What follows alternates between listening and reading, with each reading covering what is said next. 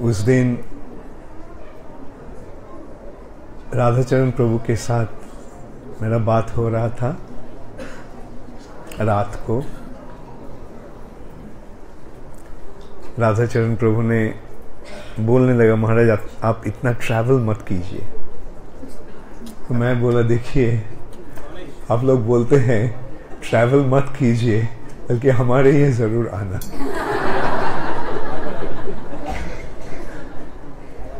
वो बोलने के बाद हमको कुछ खराब लगा। मैं सोचने लगा, सूरत एक विशेष जगह है जहां हम ट्रैवल करें या ना करें, हमको जरूर आना पड़ेगा यहाँ।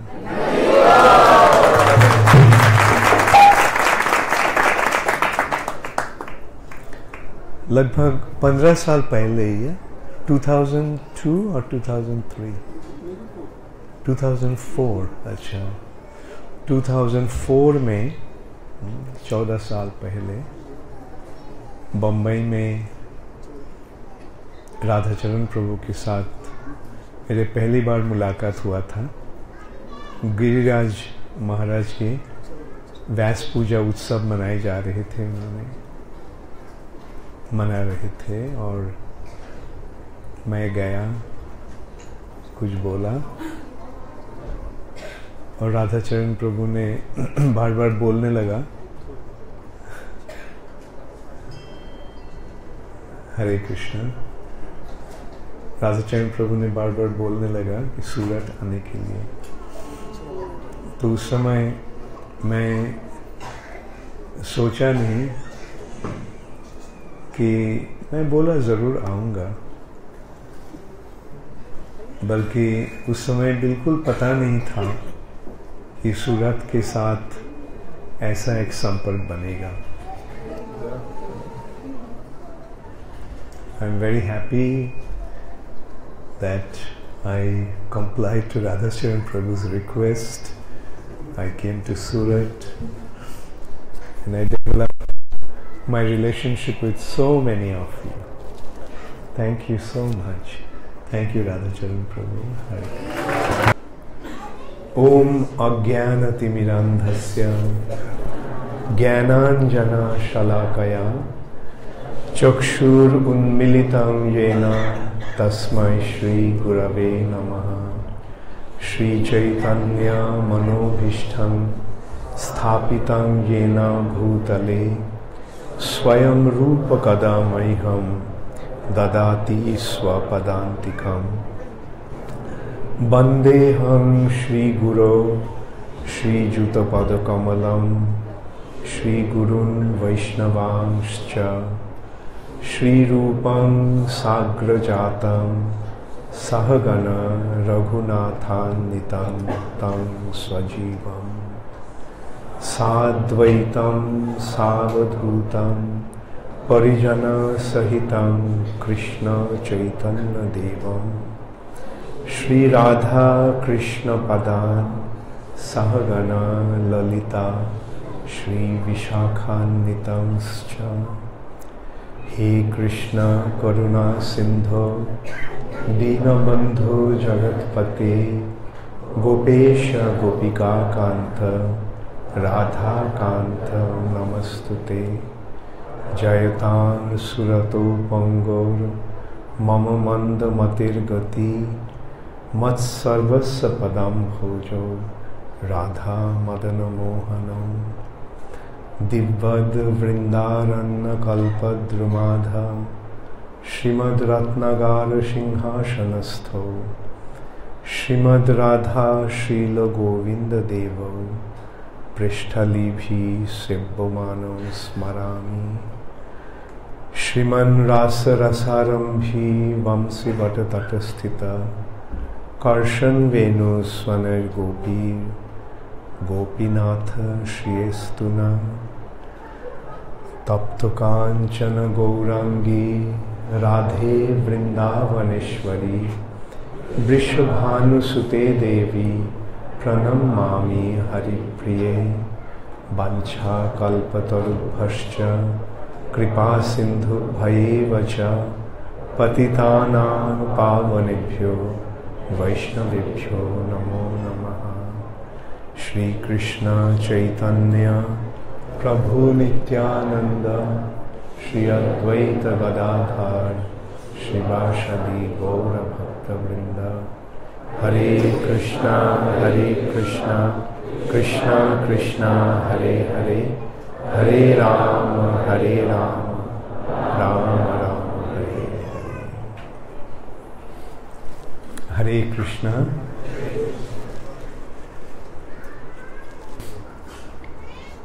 कल शाम को मैं जब जो प्रोग्राम किया था उसमें कौन कौन थे? अच्छा, आप सब थे वहाँ। तो कल मैं कृष्ण लीला के बारे में बोला। कृष्ण की लीला, भगवान जो कार्य करते हैं उसको लीला कहा जाता है। हमारे जो कार्य हैं वो कर्म के फेर से होते हैं, कर्म के कारण, कर्म के प्रतिक्रिया के रूप से होता है। लेकिन भगवान को वैसे बद्धता मूलक कार्य नहीं होता है। भगवान जो चाहते हैं वही होता है। तो इसलिए भगवान का जो कार्य है उसको लीला कहा जाता है। और मैं ये भी बताया था, लीला का मूल उद्देश्य होता है अपने भक्तों को आनंद प्रदान करना। इति दृक्ष लीलाभीर आनंद कुंडे सघोषम निमज्जनतम अखप्पयंतम।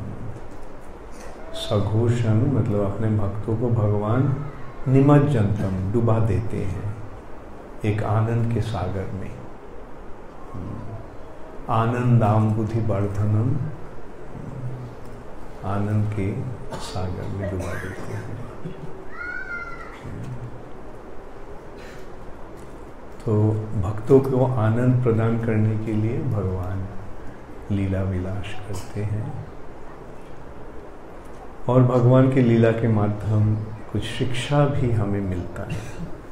और मूल शिक्षा क्या होता है? भगवान के लीला का मूल शिक्षा ये होता है कि भगवान के शरण लेना। जैसे गीता का अंतिम उपदेश भगवान दे रहे हैं, माम एकम शरणं व्रज, मेरे शरण में आ जाओ, मेरे शरण ले लो, मेरे पास अपने आप को समर्पण कर दो। ये ही शिक्षा भगवान अपने लीला के द्वारा देते हैं।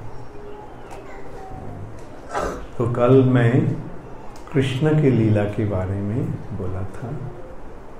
तो आज क्या मैं चैतन्य महाप्रभु की लीला बताएंगे? बताएंगे नहीं, सुनाएंगे। चैतन्य महाप्रभु के। चैतन्य महाप्रभु कौन है? श्री चैतन्य महाप्रभु, श्री कृष्ण ही श्री चैतन्य महाप्रभु। श्री कृष्ण भगवान भक्तों के रूप में आए हैं हमें कुछ शिक्षा देने के लिए।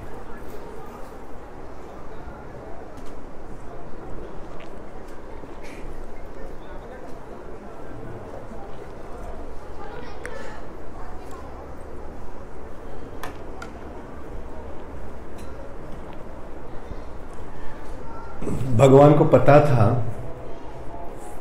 कि कलियुग में इतने भगवान पैदा होगा, तो इसलिए मैं कलियुग में नहीं आऊंगा, भगवान के रूप में नहीं आऊंगा। मैं भक्तों के रूप में आकर सबको समझाऊंगा असल भगवान कौन है। असल भगवान है कृष्ण, और बाकी जो भगवान हैं सब नकली भगवान हैं। ये शिक्षा देने के लिए भगवान कलियुग में भक्तों के रूप में आए हैं। और भक्तों के रूप में आकर भगवान क्या शिक्षा दे रहे हैं? कृष्णस्तु भगवान स्वयं, वो कृष्ण ही भगवान है। आप सबको पता है भगवान कौन है? जिसको पता है हाथ उठाइए। ओह अच्छा, सबको पता है, थैंक यू। जिसको बहुत सही रूप से पता है कृष्ण भगवान है तो 2 हाथ उठाइए और बोलिए हरे कृष्णा हरे कृष्णा कृष्णा कृष्णा हरे हरे हरे राम राम राम हरे हरे। सो कृष्णस्तु भगवान स्वयं, একলে ঈশ্বর কৃষ্ণ আর সব ভৃত্য। केवल कृष्ण ही भगवान हैं और सब हैं उनके नौकर। कृष्ण ही भगवान और बाकी सब उनका नौकर है। और सब भृत्य,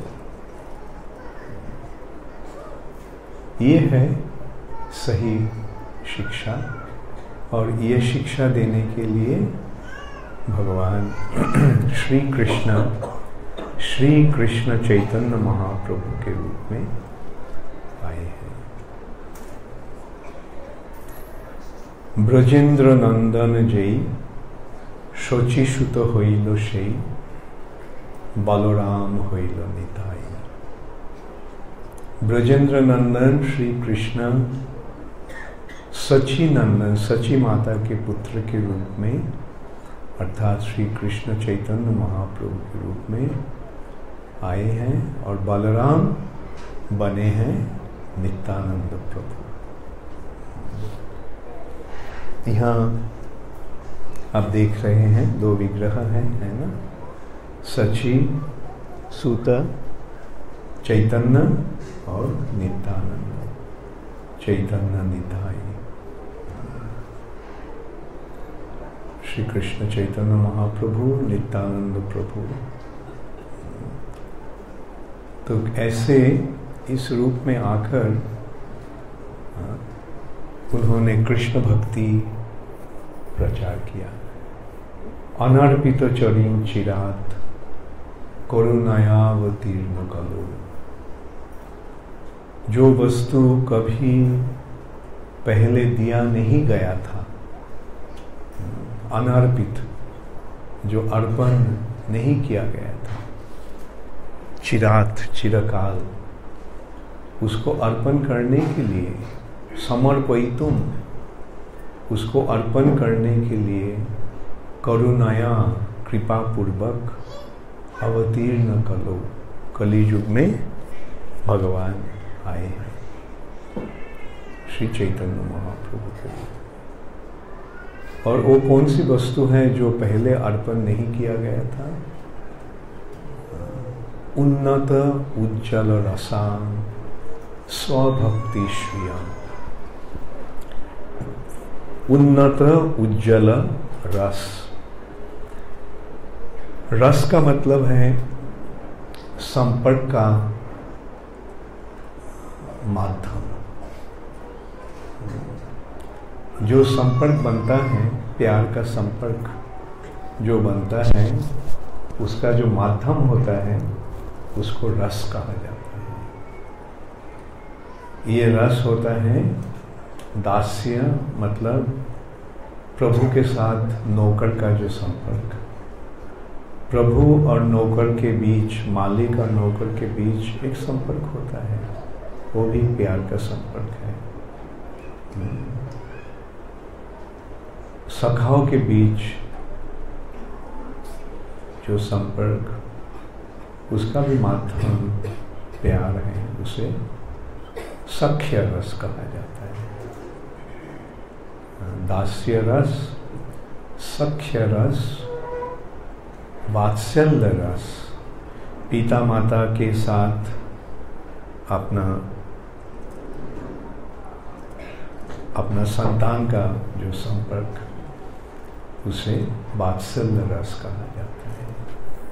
और प्रेमिक और प्रेमिका के बीच जो संपर्क, उसे मधुर रस कहा जाता है। तो ये जो रस हैं, इन रसों में से सर्वोत्तम, उन्नत, सबसे ऊंची जो रस है, कौन सी रस सबसे श्रेष्ठ है इन रसों में से? मधुर, उन्नत। ये मधुर रस में और उज्ज्वल, उज्ज्वल का मतलब क्या होता है?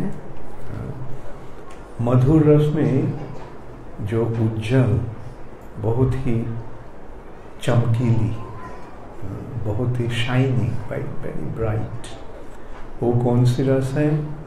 मधुर रस में भी जो प्रेमिक और प्रेमिका के बीच जो संपर्क होता है, वो सबसे उज्ज्वल।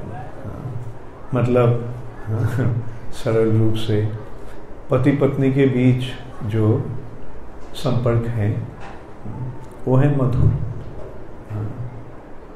लेकिन विवाह अतिरिक्त, विवाह ना, पति पत्नी नहीं, विवाह का संपर्क नहीं बना है, वो केवल प्रेमिक और प्रेमिका के बीच जो संपर्क, वो और भी ब्राइट और मधुर में से उज्ज्वल रस है। तो ऐसे वृंदावन का, कृष्ण का जो भक्तों के साथ जो लीला है, ब्रज गोपियों के साथ, ये है ऐसी उन्नत उज्ज्वल रस। द्वारका में महिषीगण के साथ, रानियों के साथ कृष्ण का संपर्क है, रुक्मिणी, सत्यभामा, जाम्बवती आदि। लेकिन वृंदावन में गोपियों के साथ कृष्ण का शादी नहीं हुआ था। तो ये जो शादी के अतिरिक्त जो संपर्क भगवान को भक्तों के साथ था, वो है सबसे उन्नत उज्ज्वल रस। इस रस में जो भक्ति है, जो है सर्वश्रेष्ठ भक्ति, उस भक्ति प्रदान करने के लिए श्री कृष्ण चैतन्य महाप्रभु के रूप में आए हैं। उन्नत उज्ज्वल रसाम सभक्ति श्रियाम, हरि पुरट सुंदर दूती कदम्ब संदीपिता। हरि श्री कृष्ण, जिसका अंग कांति है श्याम सुंदर, लेकिन वो श्याम रूप ना लेकर पूरट सुंदर दूती, स्वर्ण with a golden complexion, molten golden complexion लेकर आए। पुरट सुंदर दूती कदम्ब संदीपिता। ये है श्री चैतन्य शास्त्र में श्री चैतन्य महाप्रभु के वर्णन। और बहुत सारे वर्णन हैं, तो उसका विचार हम अब नहीं करेंगे। महाप्रभु की लीला के बारे में हम ये करेंगे। श्री कृष्ण चैतन्य महाप्रभु आज से लगभग 500 साल पहले आए थे गौड़मंडल भूमि में, जो आज बंगला है, बंगाल। गौड़ का असल में उसका नाम है गौड़मंडल भूमि। ब्रजभूमि है श्री कृष्ण का लीला स्थली, और गौड़मंडल भूमि या बंगाल है श्री चैतन्य महाप्रभु के लीला भूमि। तो श्री चैतन्य महाप्रभु बंगाल में अवतीर्ण हुए थे। उनका पिता जगन्नाथ मिश्र बहुत ही वरिष्ठ ब्राह्मण थे, और माता सची माता सची देवी। श्री चैतन्य महाप्रभु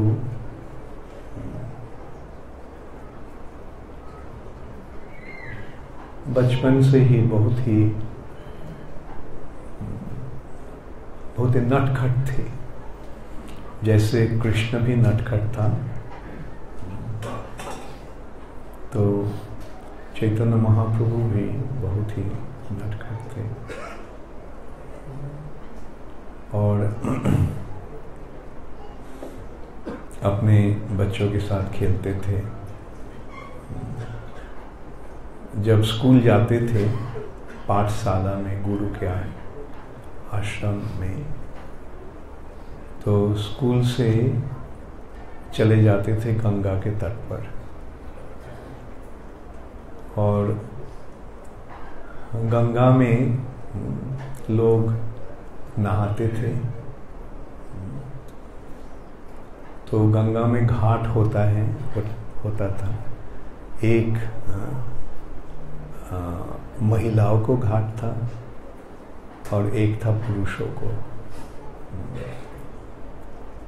तो जहाँ महिला के घाट था वहाँ स्त्री लोग जाते थे।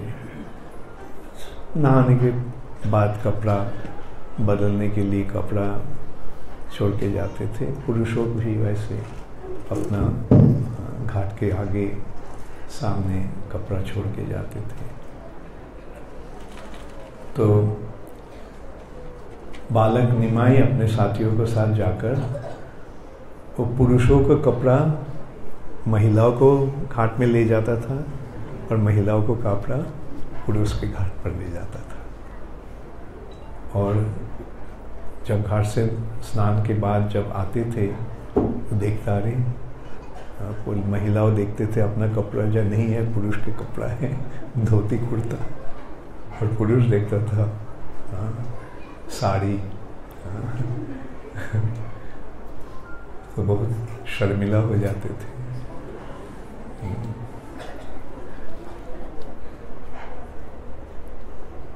ब्राह्मणगण गंगा में खड़े होकर गायत्री जपते थे। निमाई, चैतन्य महाप्रभु का बचपन का नाम था निमाई। निमाई ने जाकर बोलता था, आप किसका ध्यान कर रहे हैं? देखिए, आप जिसका ध्यान कर रहे हैं वो आपके सामने खड़े हुए हैं।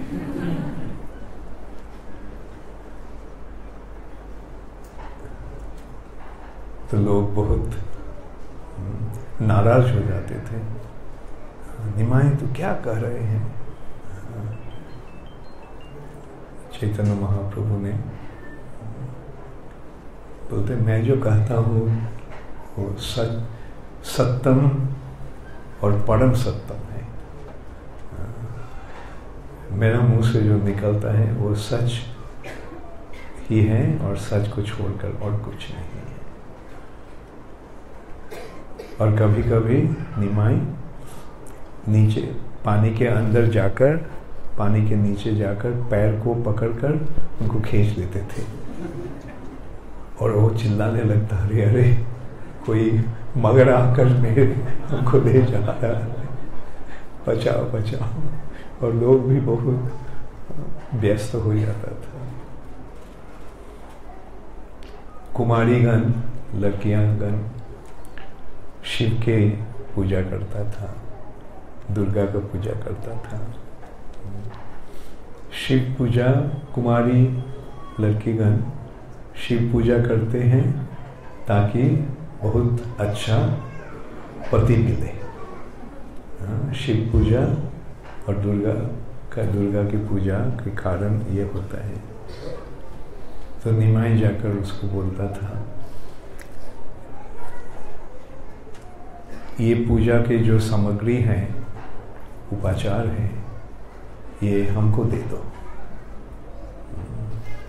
क्योंकि शंकर शिवजी मेरा नौकर है और पार्वती मेरा नौकरानी है। लड़की लोग बहुत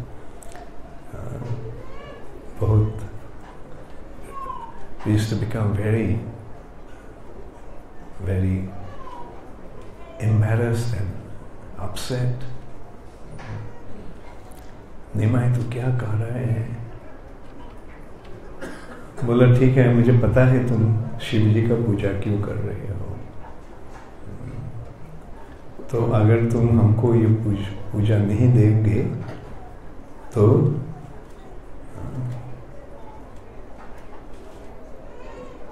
जो नहीं देंगे ठीक, ये पहले बोलता था कि जो हमको पूजा देंगे उसको बहुत सुंदर कार्तिक जैसा सुंदर पति मिलेगा, उसको इंद्र जैसा दौलत होगा, और शिवजी जैसा महान होगा, ये सारे बोलता था। और जो तो कोई लड़की वो पूजा के सामग्री लेकर उठाकर भागने का तैयार करती थी और बोलता जो हमको पूजा नहीं देंगे उसको एक बुढ़ा का साथ शादी होगा जिसका घर में और 3 पत्नी रहेगा। तो डर की मारे वो सो आके निमाई को अपनी पूजा का सामग्री डाल देता था। ऐसे बचपन में निमाई बहुत ही दुरंत था, बहुत नटखट था। तो जाकर लड़कीगण सची माता के पास कंप्लेन करता था, अभियोग करती थी, निमाई ऐसा ऐसा कर रहा है। और जो पुरुष लोग जगन्नाथ मिश्र के पास जाकर अभियोग करते थे कि निमाई ऐसा कर रहा है, तो जगन्नाथ मिश्र बहुत ही नाराज हो जाते थे और एक हाथ में छड़ी लेकर गंगा की ओर जाते थे कि निमाई को शासन करने के लिए। जो लड़की लोग सची माता के पास कंप्लेन करने गया, वो लड़की लोग आकर निमाई को बोलता, निमाई तेरा बाप आ रहा है, भाग यहाँ से। तो तेरा पिताजी बाप नहीं, तेरा पिताजी आ रहा है। और तो निमाई चला जाता था और जगन्नाथ मिश्र जाते हुए देखा निमाई आ रहा है। ऐसा लगता नहीं कि वो घाट में गंगा पर जाकर पानी में ऐसा खेल कूद किया, ऐसा किया, लगता है कि एकदम पाठशाला से वापस आ रहा है।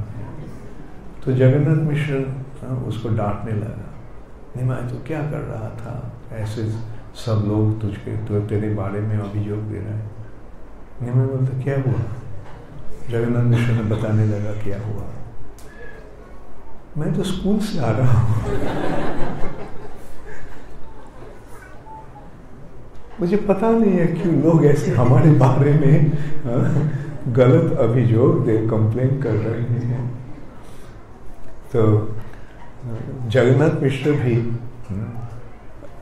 ये हो जाते थे, दुविधा में पड़ जाते थे, अरे ये तो लगता है बच्चा स्कूल से ही आ रहा है।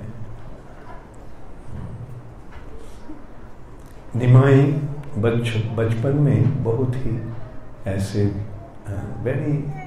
he was very naughty,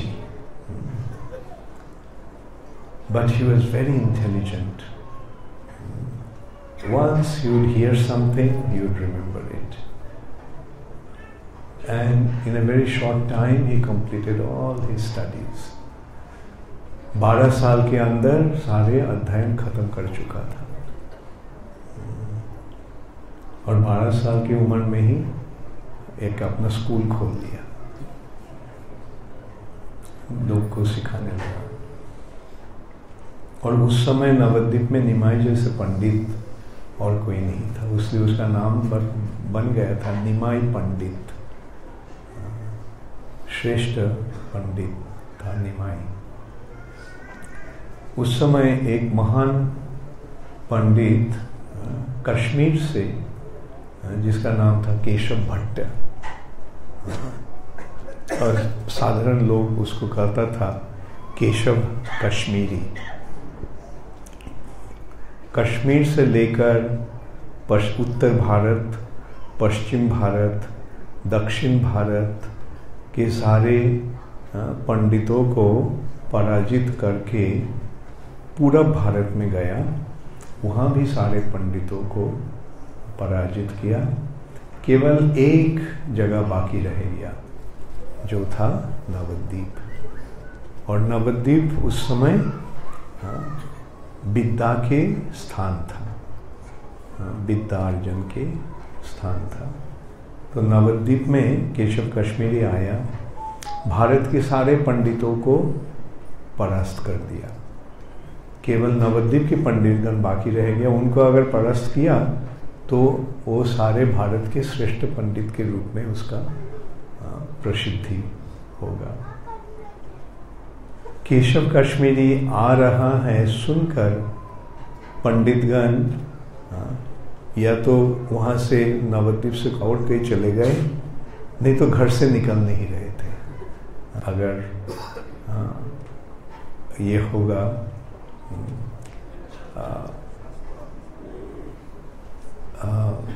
विद्या का संघर्ष होगा और पराजित होंगे तो शर्म की बात होगा। तो इसलिए कोई नहीं निकल रहा था उनके साथ मुकाबला करने के लिए। तो केशव कश्मीरी ने प्रतीक्षा कर रहा था कि वहाँ के पंडितगण कब वापस आएंगे तो उनके साथ मुकाबला करके अपना विद्यामत्ता का प्रतिष्ठा करेंगे। तो एक दिन केशव कश्मीरी ने गंगा के तट पर चल रहे थे तो देखा एक बालक गंगा के तट पर कुछ और कोई बालकों को कुछ अध्ययन कर रहा है, शिक्षा दे रहा है। केशव कश्मीरी ने जाके पूछा, तुम कौन हो? बोला, मेरा नाम है निमाई, मैं जगन्नाथ मिश्र के पुत्र हूँ। तो केशव कश्मीरी ने बोला, ओह तुम निमाई पंडित हो? महाप्रभु ने बोला, हाँ, लोग हमको स्नेहवश पंडित कहते हैं, बल्कि मैं तो एक मामूली लड़का हूँ। तो तुम क्या सिखा रहे हो? मैं व्याकरण शिक्षा दे रहा हूँ। I am teaching them grammar, व्याकरण शिक्षा दे रहा हूँ। तो बोला, ठीक है, तुम आओ, मैं देखना चाहता हूँ तुम्हारा ज्ञान कब तक कितना तक हुआ है। चैतन्य महाप्रभु ने बोला, मैं तो आपके सामने एक मामूली बालक हूँ, आपके साथ मुकाबला करने का तो योग्यता मेरा नहीं है। तो आपके सामने जब आने का अवसर मिला है तो आपसे मैं कुछ सुनना चाहता हूँ। क्या सुनना चाहते हो? ये गंगा जो बह रही है, गंगा को महिमा कुछ सुनाइए। तो केशव कश्मीरी तब गंगा के महिमा वर्णन करते हुए 100 श्लोक आवृत्ति किया। वो इतना ही पंडित था कि झट से ही एक के बाद एक श्लोक वर्णन करते रहे, गंगा के वर्णन करते हुए। सब विमुग्ध हो गया, मोहित हो गया। वो कितना सुंदर वर्णन है, कितना सुंदर कवित्य, कितना सुंदर भाव और कितना सुंदर गंभीरता। तो ऐसे 100 श्लोक सुनाने के पश्चात केशव कश्मीरी ने पूछा तो कैसा लगा? बहुत अच्छा, बहुत अच्छा। ये तो आप ही जैसे व्यक्ति इतना सुंदर वर्णन कर सकते हैं, बहुत सुंदर हुआ।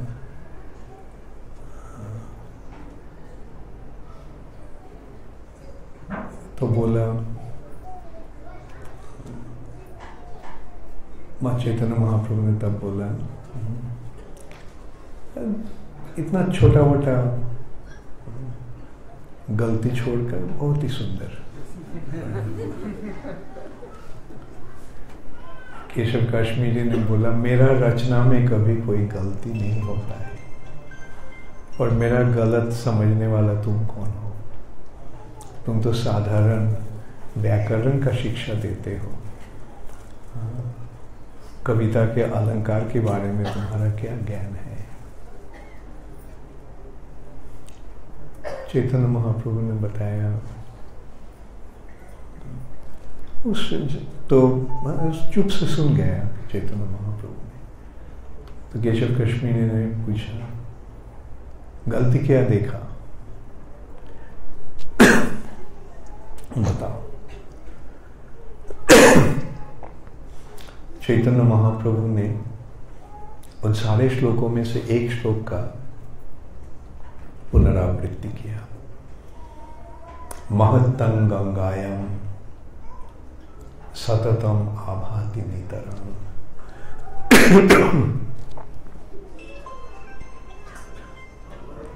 ये एक श्लोक में बोला, इस श्लोक में 5 गुण हैं और 5 दोष हैं।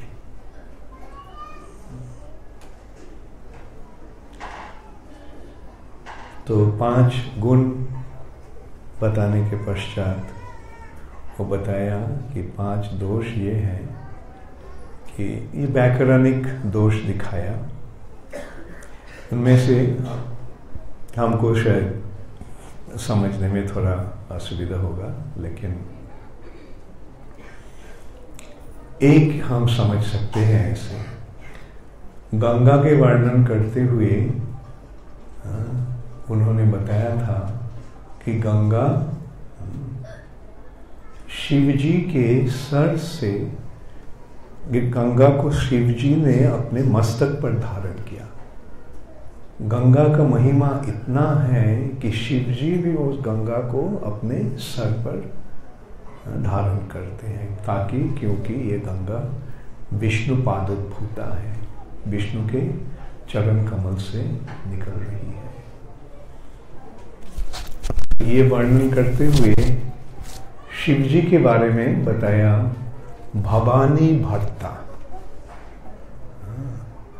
तो भवानी भर्ता का मतलब है भवानी, भवानी के पति। भवानी मतलब दुर्गा का, पार्वती का पति। अच्छा, ये भवानी का मतलब और भी हुआ है।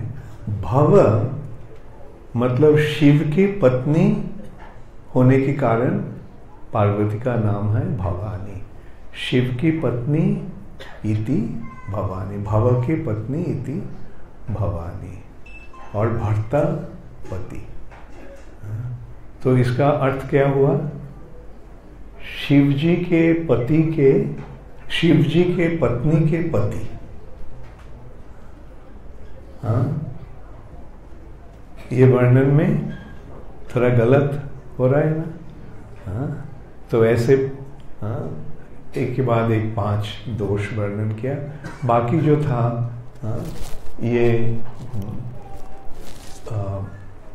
सब्जेक्ट और प्रेडिकेट के बारे में, कि प्रेडिकेट जो है वो सब्जेक्ट के बाद आना चाहिए, लेकिन यहाँ 2 जगह 5 दोषों में 2 दोष था और प्रेडिकेट सब्जेक्ट के आगे आ गया है।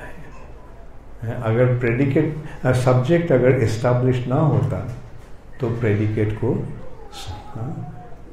ये समझना संभव नहीं होता। तो केशव कश्मीरी को सरस्वती के से वर मिला था कि सरस्वती उनके मुंह से सरस्वती बोलेंगे। तो इसलिए कोई केशव कश्मीरी को पराजित नहीं कर पाया। तो केशव कश्मीरी ने सारे भारत के सारे पंडितों को पराजित करने के पश्चात यहाँ आकर एक 15-16 साल के एक लड़का के पास पराजित हो गया। वो बहुत ही विमर्श हो गया, बहुत ही दुखी बन गए, घर में जाकर रोने लगा, सरस्वती के पास निवेदन करने लगा कि एक बच्चे के सामने तुम हमें ऐसे शर्मिंदा किया, हमको पराजित कर दिया एक बच्चा ने। तब सरस्वती आकर बोला, केशव तुम्हारा विद्या आज सफल हुआ, क्योंकि जिनके साथ पास तुम पराजित हुए हो वो है मेरे भी प्रभु परमेश्वर भगवान।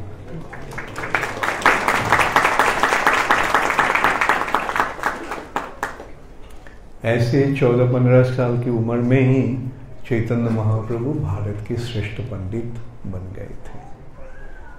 जो पंडित सारे भारत के सारे पंडितों को परास्त करके वहाँ आया और उनको पराजित करके महाप्रभु ने श्रेष्ठ पंडित के आसन प्राप्त हो गए थे। श्री चैतन्य महाप्रभु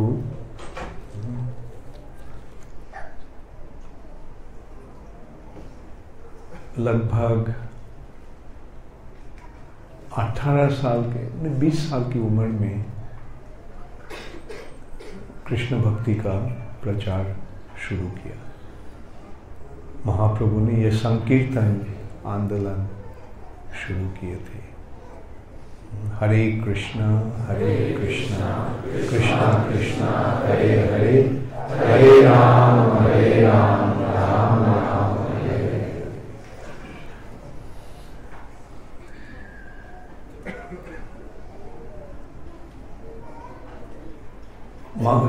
24 साल की उम्र में श्री चैतन्य महाप्रभु सन्यास ले लिए थे। सन्यास लेकर चैतन्य महाप्रभु जगन्नाथपुरी गए और वहाँ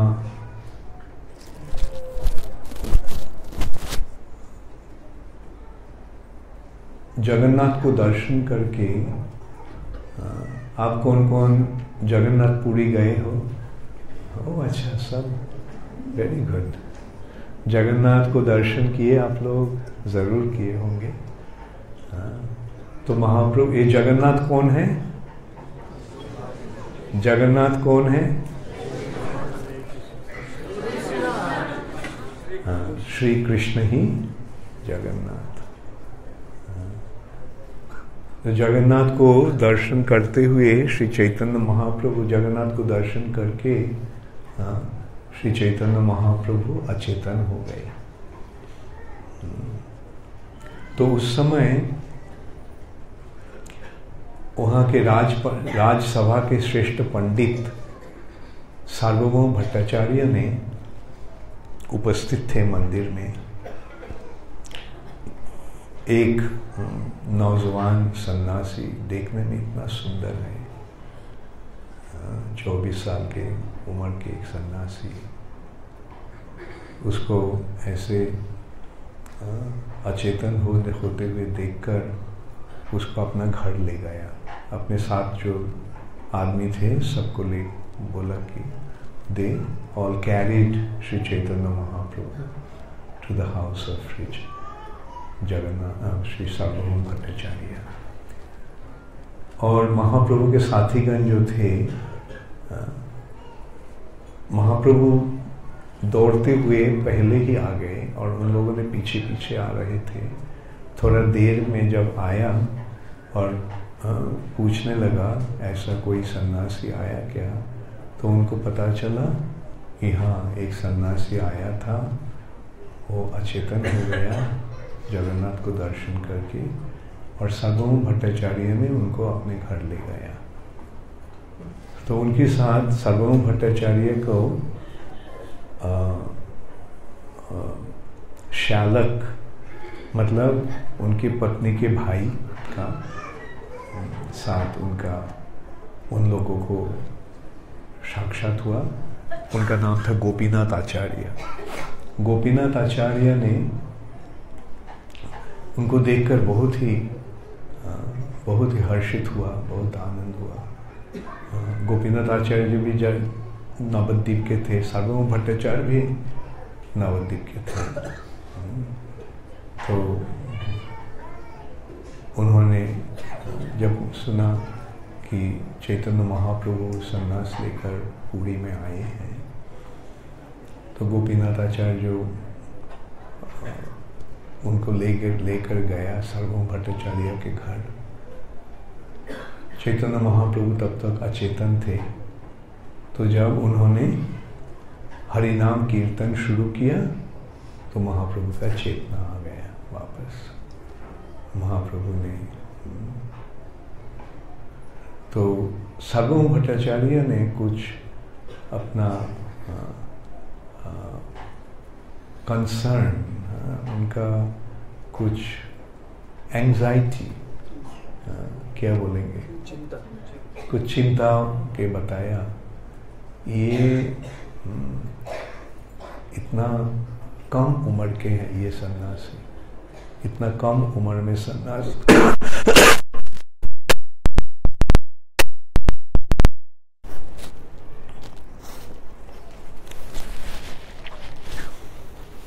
इतना कम उम्र में ये सन्यास ले लिया। ये देखने में इतना सुंदर है और ये इतना भावुक है, सो नाचते हैं, गाते हैं। ये शायद सन्यास नहीं रख सकेंगे, और सन्यास लेकर गिरना बहुत ही खराब है। इट्स वेरी अनफॉर्चुनेट, बहुत ही दुर्भाग्य के कारण होता है। तो सार्वभौम भट्टाचार्य ने ये जो अपना जो चिंता प्रकाश करने लगा, तो गोपीनाथ आचार्य ने बोला किसके बारे में कह रहे हैं, ये तो भगवान है स्वयं। गोपीनाथ आचार्य ने बोला, सार्वभौम भट्टाचार्य ने बोला ये तुम्हारा सेंटिमेंटल एक्सप्रेशन है, तुम मन की कल्पना के द्वारा तुम ऐसे कह रहे हो। कलियुग में भगवान नहीं आते हैं। गोपीनाथ आचार्य ने बोला हाँ, कलियुग में भगवान नहीं आते, लेकिन कलियुग में भगवान अपने परिचय गोपन करके आते हैं, भगवान के रूप में नहीं आते हैं। कलियुग में भगवान भक्तों के रूप में आए हैं, अपना परिचय गोपन रख के। तो ये कहते हुए ऐसे गोपीनाथ आचार्य के साथ सार्वभौम भट्टाचार्य का तर्क होने लगा। गोपीनाथ आचार्य ने बोला कि भगवान की कृपा से ही भगवान को लोग पहचान सकते हैं, भगवान का कृपा आप पर नहीं हुआ इसलिए आप पहचान नहीं सक रहे हैं।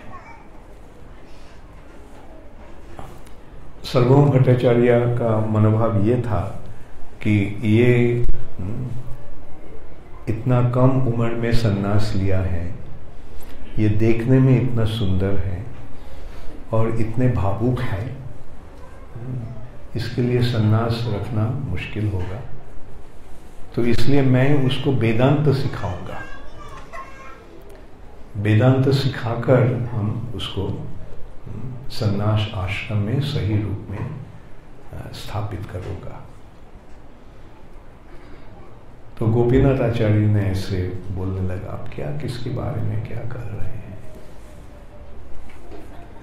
तब जब चैतन्य महाप्रभु को पता चला कि सर्वभौम भट्टाचार्य ने उनको वेदांत सिखाने का तय किए हैं, तो श्री चैतन्य महाप्रभु ने बोला, हाँ ये मेरे शुभाकांक्षी हैं, मेरा भला चाहते हैं, आप अगर हमको शिक्षा देना चाहते कोई तो मेरा सौभाग्य है, मैं ज़रूर आपसे शिक्षा लूँगा।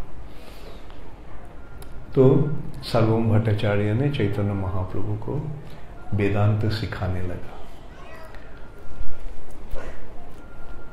सर्वभौम भट्टाचार्य का वेदांत पर जो व्याख्यान है वो था निर्विशेष बात की दर्शन। शंकराचार्य का जो निर्विशेष दर्शन है उसके आधार पर निर्विशेष और सविशेषवाद का विषय में आप सबको जानकारी है। किसको कौन जानते हैं निर्विशेषवाद और सविशेषवाद क्या है? अच्छा, कौन कौन नहीं जानते हैं? ओके, कौन कौन जानना चाहते हैं? ओके। निर्विशेषवाद का मतलब होता है जो नहीं मानते हैं कि भगवान का रूप है, भगवान का गुण है, भगवान का शक्ति है।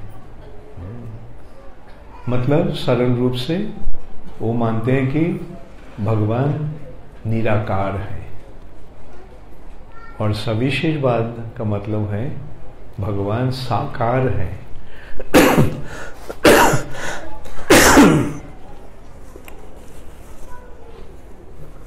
भगवान पुरुष है, परम पुरुष। भगवान शक्तिमान है। भगवान की विशेषता है, भगवान की लीलाएं हैं। निर्विशेषवादी जो है वो मानते हैं कि ब्रह्म ज्योति ही परम है और ब्रह्म ज्योति में लीन होना ही अंतिम उद्देश्य है। लेकिन सविशेषवादी जो है उनको विचार है कि ब्रह्म ज्योति ही अंत नहीं है, ब्रह्म ज्योति के परे है परम ब्रह्म जो है परम पुरुष श्री कृष्ण, और उनकी अंग से जो ज्योति निकलता है वही है ब्रह्म ज्योति। तो सरल रूप से ये है निर्विशेषवाद और सविशेषवाद में अंतर। आप समझ गए हैं? कौन कौन समझे हैं? Thank you so much. Sarvabhauma Bhattacharya का विचार था निर्विशेषवाद का विचार। तो निर्विशेषवाद के आधार पर व्याख्यान सुनाने लगा। ये वेदांत दर्शन का 7 दिन सर्वभौम भट्टाचार्य ने सुनाने लगे और चैतन्य महाप्रभु बैठकर सुनने लगा। हाँ ना कुछ नहीं बोला, कुछ पूछा भी नहीं। तो 7 दिन के बाद सर्वभौम भट्टाचार्य ने सोचने लगा, मैं जो समझा रहा हूँ कि समझ रहा है? तो पूछा, कृष्ण चैतन्य, मैं जो बता रहा हूँ तुम सहज समझ रहे हो? चैतन्य महाप्रभु ने बोला, वेदांत का जो सूत्र है वो मैं समझ रहा हूँ, बल्कि उसका भाष्य जो आप बता रहे हैं, मतलब उसका व्याख्यान जो आप कर रहे हैं, वो मैं नहीं समझ रहा। तो सर्वभौम भट्टाचार्य ने बोला, सूत्र को विश्लेषण करने के लिए उसका व्याख्यान या भाष्य, तुम बोल रहे सूत्र समझ रहे हो, भाष्य नहीं समझ रहे हो, कैसी बात है? श्री चैतन्य महाप्रभु ने बोला कि आपका जो भाष्य है वो सूत्रों को व्याख्यान नहीं कर रहा है, वो सूत्रों को आच्छादन कर रहा है। तो ऐसे जब बताया तो चैतन्य महाप्रभु सार्वभौम भट्टाचार्य ने बहुत नाराज हो गए। तुम क्या कह रहे हो? मेरा व्याख्यान सूत्र को आच्छादन कर रहा है। तो वैसे दोनों में तो चैतन्य महाप्रभु ने तब बताया, श्रीमद् भागवतम में एक श्लोक आता है, आत्मा रामश्च मुनयो निर्ग्रंथ अपि उरुक्रमे कुर्वन्ति अहैतुकीं भक्ति इत्थम भूत गुणो हरि। तो ये श्लोक का व्याख्यान अब कीजिए। सार्वभौम भट्टाचार्य ने बहुत रूप से उसका व्याख्यान दिया। तो चैतन्य महाप्रभु ने तब उसका व्याख्यान शुरू किया इस श्लोक का। 64 व्याख्यान उसको किया करके सुनाया। सार्वभौम भट्टाचार्य 18 व्याख्यान दिया।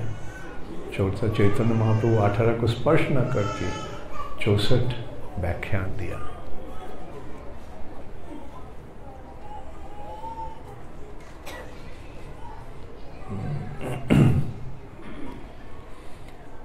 और उनका व्याख्यान की ये मतलब था, ये श्लोक का अर्थ ये है, आत्मा रामश्च मुनयो। ये जो निर्विशेषवाद जो है उनका कहना है कि ब्रह्म में लीन होना ही अंतिम उद्देश्य है, जो मुक्ति ही जीवन का चरम उद्देश्य है। बल्कि इस श्लोक में वर्णन हो रहा है, आत्मा राम मतलब जो आत्मा में आनंद आस्वादन करते हैं, जो मुक्त पुरुष, जो व्यक्ति मुक्त होकर आत्मा में आनंद आस्वादन करते हैं, जो मुनिगण, आत्मा रामश्च मुनयो निर्ग्रंथ अपि, निर्ग्रंथ सारे ग्रंथि या बंधन से मुक्त हो गए हैं, होते हुए भी सारे भौतिक बंधन से मुक्त होकर आत्मा में आध्यात्मिक स्वरूप में स्थित होकर आनंद आस्वादन करते हैं। वैसे मुक्त पुरुष भी निर्ग्रंथ अपि उरुक्रमे परमेश्वर भगवान के प्रति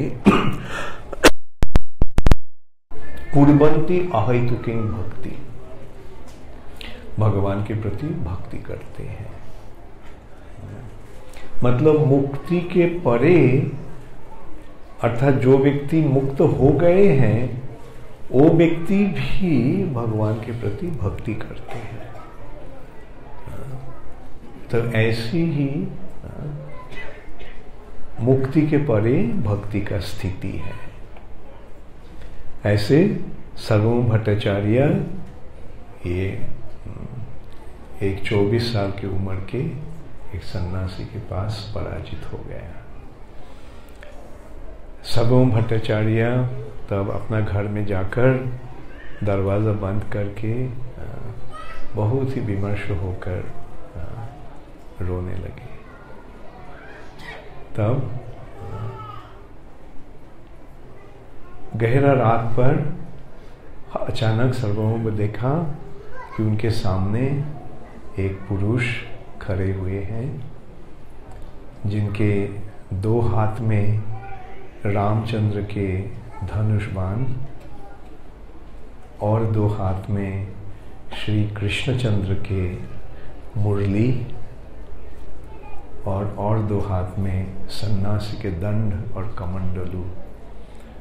मतलब उनको दर्शन हुआ कि ये श्री चैतन्य महाप्रभु ही है, श्री कृष्णचंद्र और श्री रामचंद्र। ये सचभुज रूप का दर्शन उनको हुआ। और तत्पश्चात श्री चैतन्य महाप्रभु के चरणों में गिरकर सार्वभौम भट्टाचार्य उनको वंदना शुरू किया। उस वंदना का पहला श्लोक ये था, वैराग्य विद्या निज भक्ति योगम शिक्षार्थमेक पुरुष पुराण श्री कृष्ण चैतन्य शरीरधारी कृपाम्बुधिर्जस्तमहं प्रपद्ये। वैराग्य विद्या त्याग की चरम शिक्षा प्रदान करने के लिए जो वैराग्य विद्या जो है निज भक्ति योगम, अपना भक्ति योग, भगवान का भक्ति योग, ये अपना भक्ति योग रूपी जो वैराग्य विद्या है उसको शिक्षा देने के लिए परमेश्वर भगवान श्री कृष्ण चैतन्य महाप्रभु के रूप में आविर्भूत हुए हैं।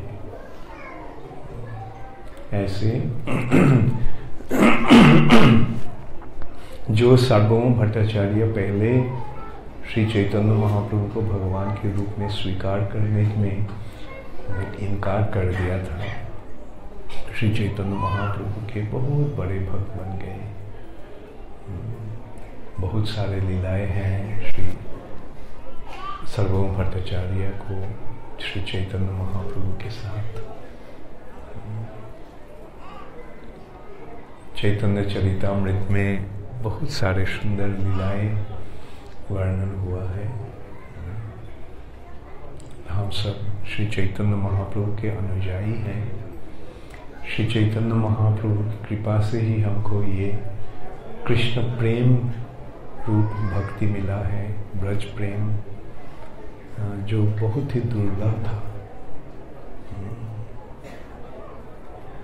यदि गौर ना हुई तो तौबे की हुई तो, अगर श्री चैतन्य महाप्रभु ना आते तो कैसे हम ये ब्रज भक्ति के बारे में हमारा जानकारी होता था।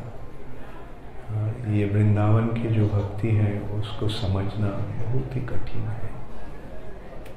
वैष्णवगण भी सोचते हैं कि कृष्ण का वृंदावन लीला अशालीन है, ब्रज गोपिया के साथ कृष्ण का जो लीला है वो ठीक नहीं है। लेकिन श्री चैतन्य महाप्रभु के शिक्षा के माध्यम हमें पता चलता है इसका महिमा क्या है, इसका महात्म्य क्या है।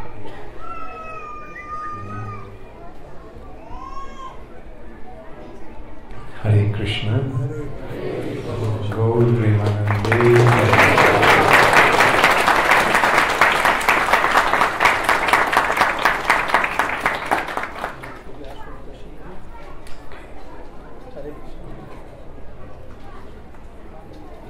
हरे कृष्णा। बहुत संक्षेप में गुरु महाराज ने बताया हमको चैतन्य महाप्रभु जो आए हैं ये शुद्ध कृष्ण भक्ति सिखाने के लिए भाव में आए हैं।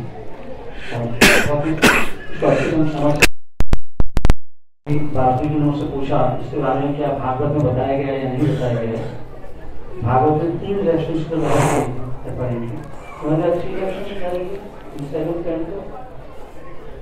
और चैतन्य महाप्रभु भागवतम 1:17 और Chaitanya Mahaprabhu incarnation. Yeah, 12th canto. 11th canto. This is Krishna. Yeah, okay, yeah. And then the Namra Sanskar of Lord Krishna Sandhikanu and Kadama is speaking. 3 reactions तो डायरेक्टली हैं तो भागवतम में जो भी जानना चाहते हैं आगे भागवतम ले भी सकते हैं और बहुत सारे और भी शास्त्रों में रेफरेंस आए हैं। लेकिन अभी जैसे महाराज जी ने बताया कि चैतन्य महाप्रभु कुछ रूप से भक्ति सिखाने के आए हैं भगवान के साथ। और ये जो आंदोलन सबसे सफल हुआ है इस्कॉन का, ये भगवान चैतन्य महाप्रभु भविष्यवाणी थी तो सार्थक हरिनाम को सारे विश्व में प्रचार प्रसार किया है युग का धर्म हरिनाम संकीर्तन। तो हमारा बहुत बड़ा सौभाग्य है कि आज यहाँ पे ये भक्ति का प्रचार करने का हमको अवसर मिल रहा है। थोड़ा सा तो सब प्रभुपाद जी की और महाराज की कृपा है हमारे ऊपर और विशेषकर चैतन्य महाप्रभु कृपा हम सुनेंगे जितना ज्यादा। अभी गौर पूर्णिमा आ रही है 2 मार्च की तब और भी यहाँ कुछ दिन कैसे पता चलेगी तो लोग सलाह दे सकते हैं इस तरीके से। तो देखिए अभी महाराज को लगभग 5-6 दिन से 7 दिन बुखार चल रहा था। जब ट्रेवल करके उज्जैन तभी बुखार था, कभी बुखार था। इसके बावजूद भी हमने यहाँ पे लोग कृपा करने के लिए आए हैं। हेल्थ खराब है, इतना कफ हो रहा है, इतना बुखार है, उसके बाद भी और शरीर स्वस्थ नहीं है, पर हमारे ने जो इतना अच्छे कार्य का साथ जो एसोसिएशन दिया है हम उसके लिए बहुत बहुत आभारी हैं। आप निवेदन करते हैं कि आप कम से कम 2 से 3 बार साथ में आने का कोशिश करें।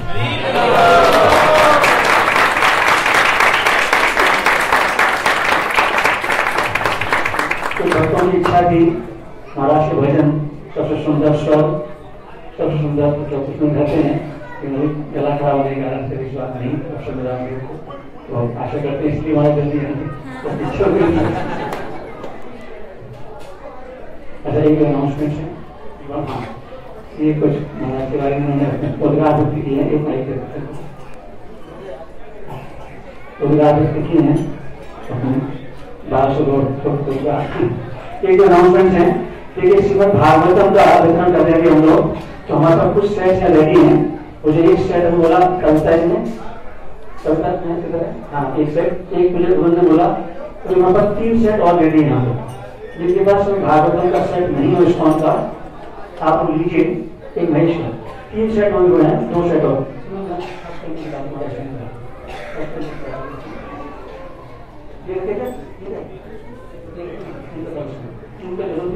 और जिसकी जो उसमें भागवतम चाहिए अच्छा एक आप करना, आपको सुनना गोपाल जी, गोपाल जी विचार और किसी को चाहिए सेट भागवतम सेट हिंदी में या इंग्लिश में? ये सेट अच्छा भी बात कर रही है, 4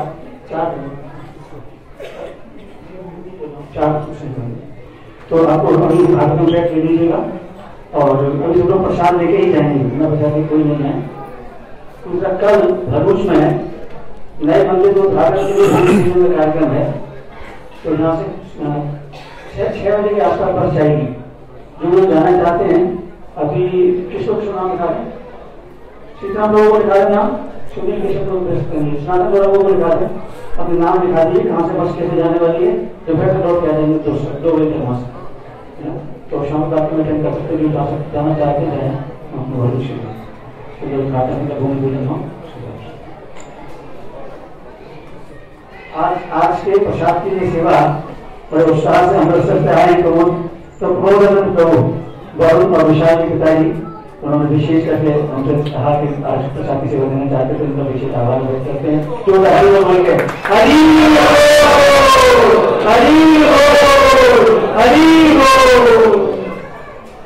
बहुत ही उत्साह मतलब उन्होंने है और उत्साह से भक्ति ग्रहण किए। और मैं भी कहूँगा हम सुबह वालों का प्रेम थोड़ा है जरूर, लेकिन प्रभु है तो वो अकेले हमारा जो अमृत खुश ले जाते हैं। और इतना सुंदर स्वागत, इतनी सुंदर व्यवस्था हमें अवसर मिला जाने का।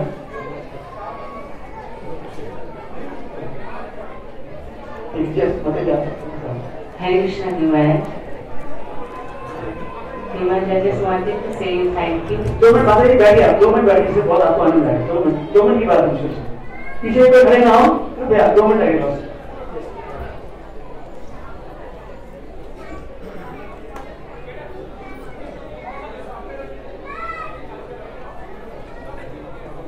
I just wanted to say thank you. Thank you for coming in Surat. So I composed it in my own words. जिनसे भी मिलते हो उन्हें याद रह जाते हो, कितनी आत्मीयता से गले लगाते हो, मिलकर आपसे लगता है मानो ये नाता जन्मों का है, सबसे प्रेम निभाते हो, इतना प्रेम कहाँ से लाते हो? गाते हो आप तो शहद कानों में घुल जाती, भूले हुओं को भी मानो राह मिल जाती, ध्वनि मानो गोलोक से आ रही है और 14 लोकों में गुंजायमान हो रही है, सबको मधुरता का बोध कराते हो, इतना प्रेम कहाँ से लाते हो?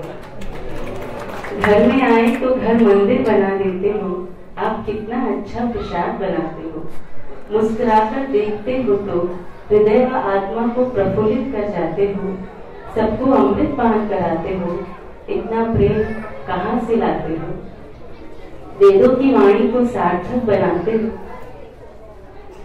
अपने आचरण से सबको सिखाते हो, पूरे विश्व को अपनी चरण रथ से पावन बनाते हो, प्रभुपाद के मनोभाव सबको समझाते हो, इतना प्रेम कहाँ से लाते हो? बच्चों के संग आप बच्चे बन जाते हो, युवाओं को आप युवा ही नजर आते हो, दोस्तों के दोस्त तो आप हैं ही, दुश्मनों को भी आप दोस्तों से भाते हो, सबकी सुनकर सबके मन को संतुष्ट कर जाते हो, इतना प्रेम कहाँ से लाते हो? जीवन की कश्ती के आप कप्तान हो, प्रेम की प्रतिमूर्ति, प्रेम का प्रकाश हो, हम कितने खुश नसीब हैं आप हमारे साथ हो, प्रभुपाद की मधुरता का एहसास कराते हो, अंधियारे जीवन को रोशन कर जाते हो, इतना प्रेम कहाँ से लाते हो?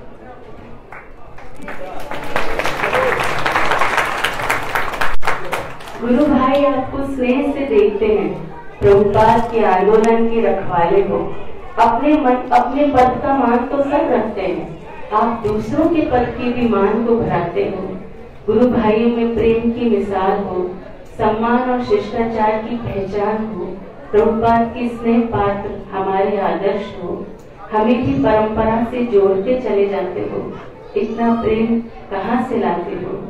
तूफानों से भरे मेरे जीवन सागर में मैं डूब रही थी दुखों भरे जीवन में, न मार्ग सूझता था न दर्द कम होता दिखता था, एक जादूगर की तरह आप जीवन में आए, अपनी छड़ी घुमाकर सब कुछ बदल दिया, मुझे उनकी प्रिया और उनको मेरा आनंद बना दिया।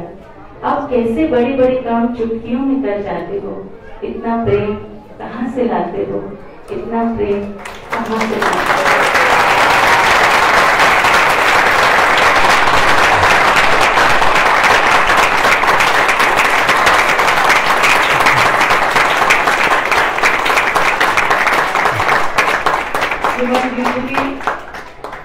यूजुअली शिष्यों का फर्ज होता है कि गुरु को प्लीज करें, ये उनके जीवन का ध्येय होता है, बट आई ऑलवेज सी कि आप हमें खुश करने के लिए आप हमारी सेवा करते हैं, हम जो बनाते हैं आप खाते हैं। और आज पलक ने बोला था you are such a big liar, आप कितना प्रेम से कितना अच्छा बना था, कितना अच्छा था सब कुछ।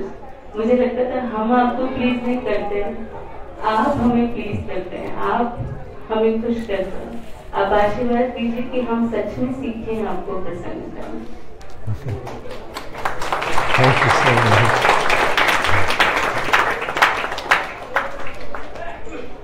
I was thinking of saying something, but I became speechless.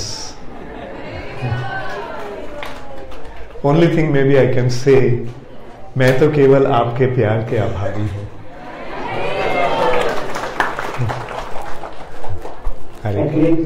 हम महाराज को जब इस्कॉन में ज्वाइन किया और प्रभुपाद ने तुरंत ही तीनों दीक्षाएं बहुत मुश्किल दिया, अपना पर्सनल सेक्रेटरी, पर्सनल कोच सब सेवा की। और जब ज्वाइन करने के बाद प्रभुपाद नगर संघ में थे तो महाराज, और जब प्रभुपाद छोड़ के भी गए धाम को तभी की सेवा में और उन्होंने पहचाना इसे इन्वॉल्व प्रभुपाद कहते भी हैं इन्वॉल्व डिवोटी। और हम देखते हैं महाराज के जीवन में जिस प्रकार से इन्होंने अपने प्रभुपाद से भेंट होने के पहले ही सिर्फ उनके शिष्यों के संपर्क में आके किस प्रकार जीवन समर्पण किया। हम लोग इतना हमको संग मिलता है, इतनी साधना करते हैं, इतना अध्ययन करते हैं ग्रंथों का, फिर भी समर्पण नहीं कर पाते। तो प्रभुपाद जी संगी महाराज, और इस प्रकार हम यही प्रार्थना करते हैं कि इस प्रकार का आपका समर्पण, शरणागति, निष्ठा, दृढ़ता, सहनशक्ति, क्षमाशीलता, करुणा इत्यादि गुण है, तो हम लोग उसको फॉलो करने का प्रयास कर रहे हैं और हमारे दिन का इसके अलावा कोई और उद्देश्य नहीं। आशीर्वाद। Thank you so much, Radhacharan Prabhu. Hare Krishna. Okay, Hare Krishna. So we can. I mean, that was a very sweet ending from Jahnavi Priya. I probably couldn't give the response properly in Hindi, as you are saying. Like all I can say is, you are asking where do I get all this love? And I'll simply say that I'm simply trying to reflect the love that I am receiving from you all. महाराज क्या है भगवान अच्युत